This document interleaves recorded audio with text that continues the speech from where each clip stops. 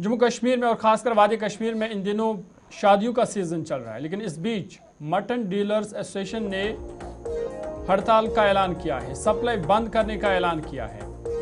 Mutton dealers हड़ताल पर है, जिसकी वजह से मटन की किल्लत का खदशा पाया जा सकता है, क्योंकि लगातार जो मटन डीलर्स को मामला दरपेश है वो है पंजाब में मुबैना गैरकानूनी टैक्स, और वो मामला अभी भी हल नहीं हुआ है, जिसको लेकर के एक बार फिर वादी कश्मीर के मटन डीलर्स ने सप्लाई बंद करने का ऐलान किया है। एक तरफ से जहां शादियों के का सीजन चल रहा है तो दूसरी तरफ मटन की शदीद किल्लत का खदशा पैदा हो गया है। मटन डीलर्स ने सप्लाई बंद करने का ऐलान किया है और एसोसिएशन के मुताबिक पंजाब में लाइव स्टॉक की तरसील के दौरान मुबैना तौर पर गैर कानूनी टैक्स और बताखोरी के वाकयात पेश आ रहे हैं, जिसके खिलाफ ये फैसला एसोसिएशन ने लिया है। उनके मुताबिक अगरचे कई बार ये मामला हुकूमत के नोटिस में लाया गया, लेकिन हुकूमत ने कोई संजीदगी इसमें नहीं दिखाई, जिसको लेकर के लगातार जो गैर कानूनी टैक्स या गैर कानूनी तरीके से पैसा उनसे लिया जा रहा है वो सूरत हाल बरकरार है। साथ ही दिल्ली, राजस्थान, अंबाला और अमृतसर समेत मुख्तलिफ मंडियों से रोजाना दर्जनों ट्रक जम्मू कश्मीर के लिए रवाना होते हैं, ताहम अब ये सप्लाई मुकम्मल तौर पर रोक दी गई है। उनके मुताबिक पंजाब में फी ट्रक 15,000 से 25,000 रुपये तक गैर कानूनी फीस उनसे वसूल किया जा रहा है, जबकि मज़ाहमत करने पर ट्रकों को रोकने और ड्राइवर्स पर तशद्दुद के वाक़यात भी रिपोर्ट हुए हैं। डीलर्स ने इल्ज़ाम लगाया कि गुज़िश्ता एक साल के दौरान इस अमल के जरिए तकरीबन 18 करोड़ रुपए गैर कानूनी तरीके से उनसे वसूल किए गए हैं, और अब उन्होंने ये साफ कर दिया कि जब तक ये मामला हल नहीं होगा वो मुस्तकिल तौर पर इसका हल चाहते हैं, और तब तक गैर मुआयना मुद्दत तक उन्होंने हड़ताल जारी रखने का इशारा दिया है, जिससे वादी में गोश्त की सप्लाई बुरी तरह मुतासर होने का खदशा है, क्योंकि लगातार डीलर्स का मानना है कि उन्हें मुश्किलात और नुकसान उठाना पड़ रहा है, क्योंकि उनसे गैर कानूनी तरीके से पैसा वसूल जा रहा है, उनको धमकाया जा रहा है, खासकर पंजाब के शंभू बॉर्डर और दीगर मकामात पर, जिस वजह से वो लगातार ये खदशा जाहिर कर रहे हैं कि उनके मसले को हल किया जाए, लेकिन अब तक भी ये मसला हल नहीं हुआ, जिसको लेकर के अब उन्होंने गैर मायना मुद्दत तक हड़ताल का ऐलान किया है। चलिए इस पर ज़रा मज़ीद बात करेंगे। हमारे साथ मेराजुद्दीन साहब ज्वाइन किए हुए हैं,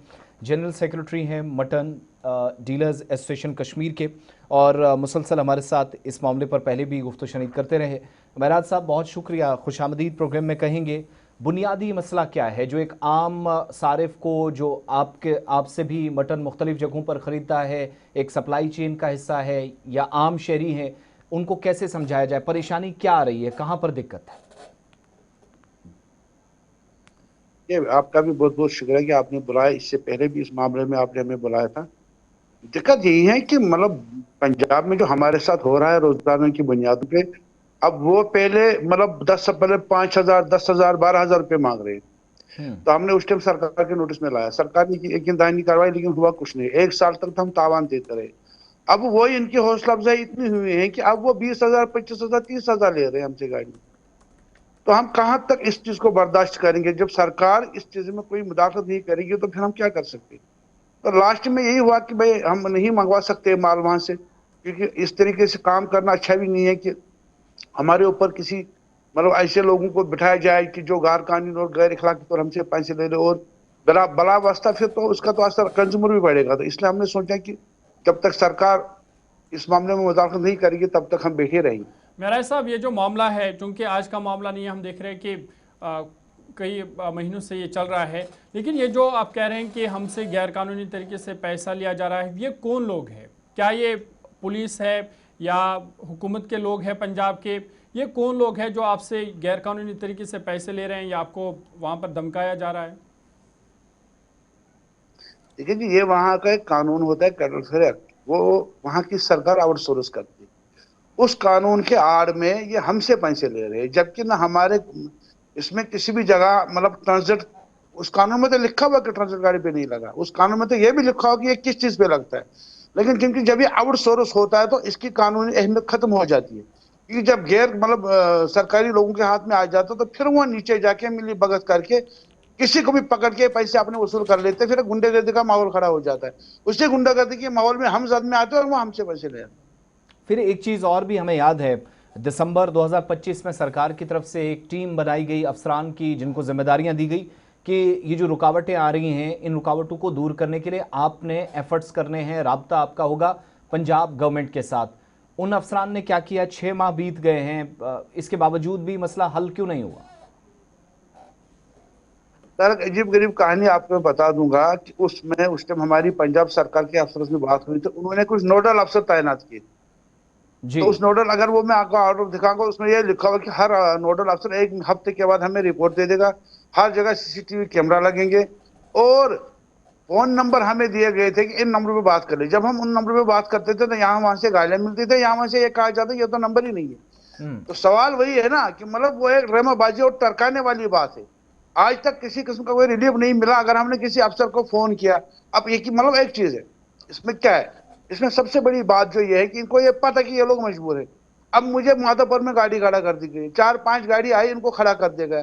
अब मैं किसी को फोन करूंगा वो नहीं उठाएगा। अब 1 घंटे तक वो गाड़ी खड़ा रहती है तो 1 घंटे तक उन 4 गाड़ी में कम से कम 4 लाख का नुकसान हो जाएगा। अब मेरे लिए सबसे आसान तरीका यह था कि पैसे देके अपने आप को बचा लो, क्योंकि नुकसान इसलिए होगा क्योंकि गर्मी का सीजन होता है, माल अंदर पड़ा हुआ होता है, ऑक्सीजन की कमी हो जाएगी तो उसमें मोर्टेलिटी बढ़ जाती है। और आप किसी को भी वहां पंजाब में फोन करोगे, किसी अफसर को फोन करोगे, वो नहीं उठाएगी। और अगर कोई उठाए भाई, वो तो यही कहता है कि भाई आपको गलत नंबर है, मैं कोई नहीं हूँ, मुझे पता नहीं इस मामले में।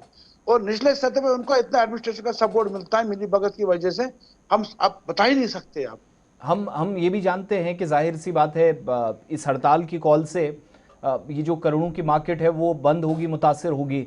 हुकूमत के नोटिस में भी ये चीज़ है, आदाद व शुमार उनके सामने है कि कितना मटन इंपोर्ट होता है, इस्तेमाल कितना होता है। जब से आपने बंद का ये जहन बनाया, सप्लाई रोकने का फैसला किया, हुकूमत की जानिब से इस अरसे के दरमियान किसी तरह का डायरेक्टली या इनडायरेक्टली कोई राब्ता करने की कोशिश हुई? हम तो 1 हफ्ते से तो ये कह रहे हैं, हमने जहन नहीं बनाया, लेकिन 1 हफ्ते से तो ये कह रहे थे कि हमारी सप्लाई चेन रुक सकती। नहीं, मैं वही कह रहा हूं कि जब से आपका ये प्लान था बंद का, उमर अब्दुल्ला सरकार की तरफ से कोई राब्ता करने की कोशिश?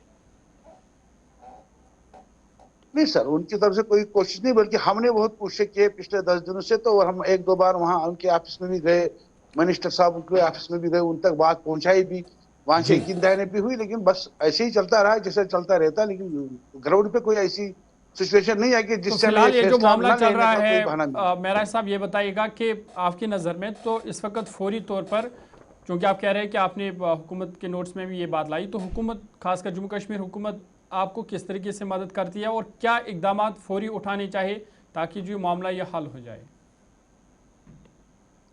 ये सरकार अगर चाहेगी ना तो ये बहुत जल्दी हल हो सकता है। सबसे बड़ी बात है कि सरकार एक डेलीगेशन रखी, कि हम जो बात कर रहे हैं ना ये लीगल बात है। सरकार अपने डेलीगेशन उठाए, अपने मिनिस्टर को उठाए, वहां भेजे, उनसे बात करे, उनको अपनी कहानी बताए कि आप ये गुंडागर्दी क्यों हमारी ट्रांजिट गाड़ियों के साथ करती है। जैसे 2016 में भी हुआ था ना, 2016 में उस टाइम सरकार ने वही किया, वह डेलीगेशन भेजी मिनिस्टर की क़यादत में, तो 2 दिन में मसला हल हुआ था। लेकिन आज सरकार यहाँ तक नहीं कर रही है कि वो माला उनसे बात कर ले। उस टाइम की मतलब जो चीफ मिनिस्टर साहिबा थी, उन्होंने, जब हम उनके पास ये शिकायत लेके गए तो उन्होंने उसी टाइम वहां के चीफ मिनिस्टर से बात करके उससे कहा था कि ये क्या हो रहा है। उन्होंने उस टाइम अपने वजीर खजाना को कहा कि वहां के वजीर खजाना से बात करो। उन्होंने हर मिनिस्टर को वहां से बात कर दो और ये भी कहा था कि अब एक डेलीगेशन भेजो, हमें उसके साथ भेज के वहां 2 दिन हमने काम किया तो खत्म हुआ था। ठीक है। लेकिन आज की सरकार माशाल्लाह यकीनदानी करवाती है, लेकिन सरकार कुछ नहीं कर पा रही। बस हमें मेरा साहब बहुत बहुत शुक्रिया हुकूमत के नोटिस में बात लाने के लिए, हमारे साथ इस प्रोग्राम का हिस्सा बनने के लिए बहुत शुक्रिया आपका।